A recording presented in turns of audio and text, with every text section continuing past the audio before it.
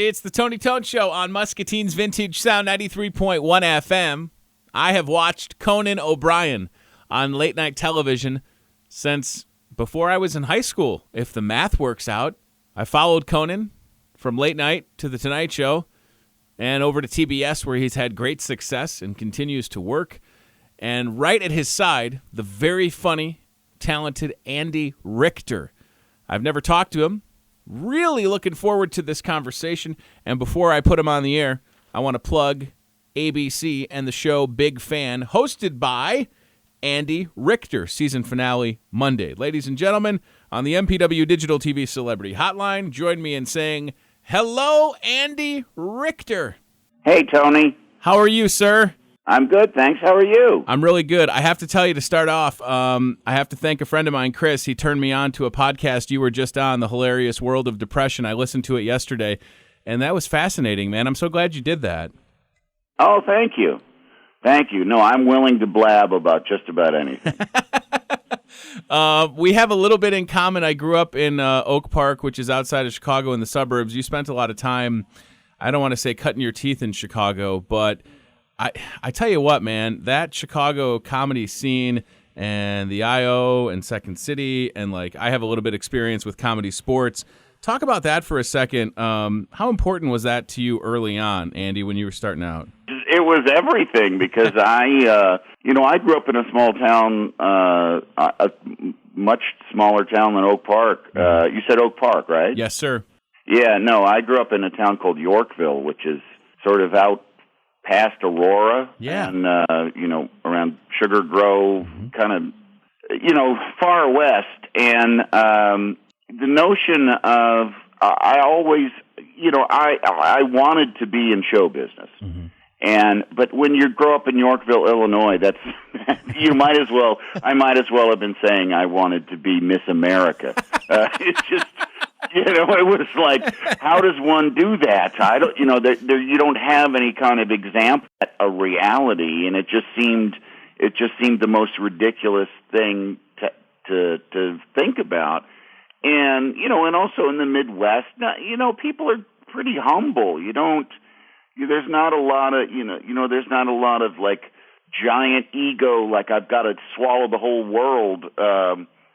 So in little dribs and drabs. I started out at University of Illinois, and I was going to be a reporter. I went there in journalism, and I thought, no, I don't want to be a reporter. I want to go to film school. And I found out about Columbia College in Chicago, and so I transferred to there, and I went to film school, and then started working in film production after I got out of school. And a friend of mine was taking improv classes, and I thought, gosh, that sounds kind of fun. I'll try that. And if I had been in film production in Minneapolis, where they don't have a bunch of amazing improv places to work at, I'd probably still be in the film business. I'd probably be producing television commercials or something.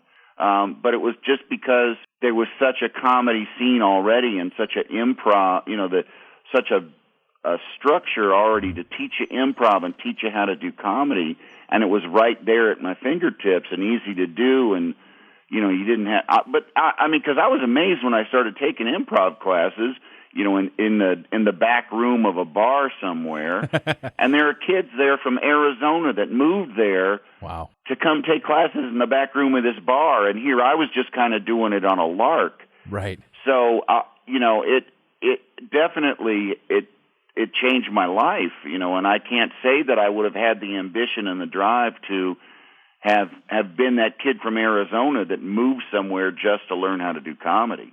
I love what you said about people from that part of the area being just kind of good in the middle. I went to high school with Cecily Strong, and she's an example. Oh, yeah. Yeah, so she's an example of somebody that, the first thing she did was like an anti-smoking commercial, and everybody thought, oh, it's kind of weird. She's like acting, and now she's on Saturday Night Live, right? So it's, It's one of those things. Like my dad went to high school with Dan Castellaneta, and if I asked my dad, who's still a Chicago cop, what he thought of Dan Castellaneta in high school, he'd say, oh, he was kind of weird. He did all these voices. And I'm like, Dad, he's Homer Simpson. You could have been like Ned Flanders if you were nice to him or something, like. Yeah. I just love. He did all these voices. Yeah, that's kind of what he does. Right, that's what he does, and he gets paid a ridiculous amount of money. So I love that there's so many success stories from that part of the area because they all are good people that don't really have that oversized ego. And for someone like yourself, I followed you for a while, and I was so excited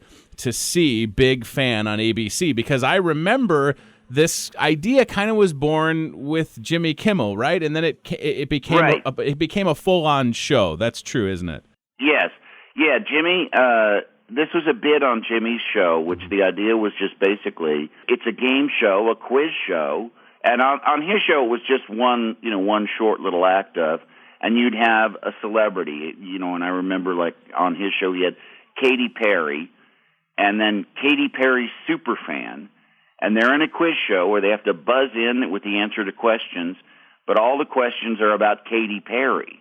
And it turns out that the superfan knows more about Katy Perry than Katy Perry knows about herself. Right. And this is just an expanded version of that bit.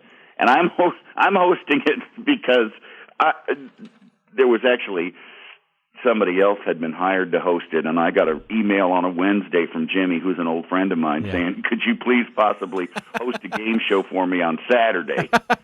Yeah, I love it. I still like to tease him about. So I'm so flattered that I was your first choice. Right, yeah. Thanks a lot, Jimmy.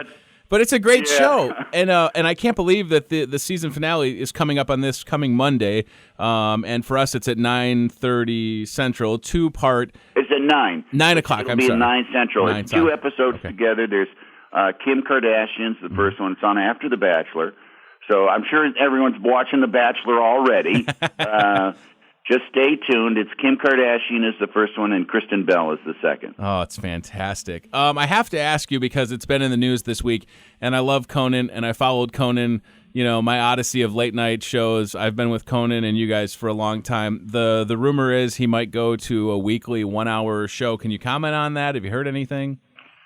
All I know is we're under contract until 2018, so I don't, and I don't know. I'm in a holding pattern just like anybody else wondering what the heck's going to happen. I mean, he's been doing it for a long, long time. Yeah. And there are days when we've been on TV for whatever. It's been 23 years. I mean, I left for a while there in the middle. Sure. But he's been doing a weekly talk show for 23 years, and that's a really long time to be doing this kind of show.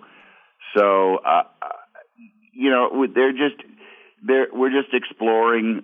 I think that they're just with the network is kind of exploring options, and nobody's made up their mind about anything.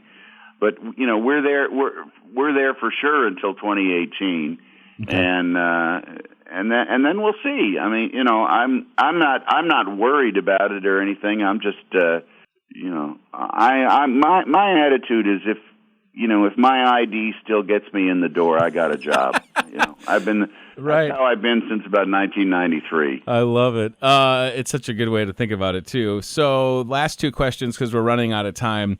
I had to kick myself because I missed an opportunity to meet Triumph the Insult Comic Dog face to face last year. He was out here covering a Donald Trump rally at our local high school. Oh wow!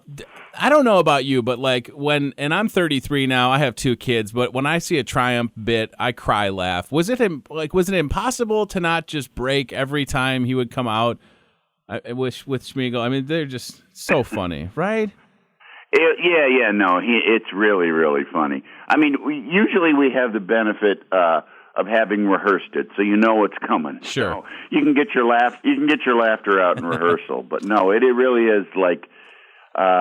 It's just one of those bits that is, it's a ridiculous rubber puppet. Right. So he can get away with saying the most awful things, much more so than a real human being could if you were looking at their face. Oh, so true. It's one of those things where you find a gimmick where you can just, it's the same thing like with The Simpsons. Nobody is watching a live-action sitcom where a father repeatedly strangles his son. You need that to be on a cartoon. Right, yeah. I'm proud to say I have a 4-year-old and a 2-year-old. I haven't strangled either of them, so I feel like I'm doing something me right. neither. Right? My kids are 16 and 11, and I've never strangled them yet. Andy Richter, we're out of time. Thank you so much. Big fan. Finale Monday on ABC. Continued success. It's been a pleasure, and I can check you off the list of people I've wanted to talk to in my radio career, so I really appreciate it, buddy. Oh, thank you. Thank you. Have a great weekend, Andy. All right. See ya.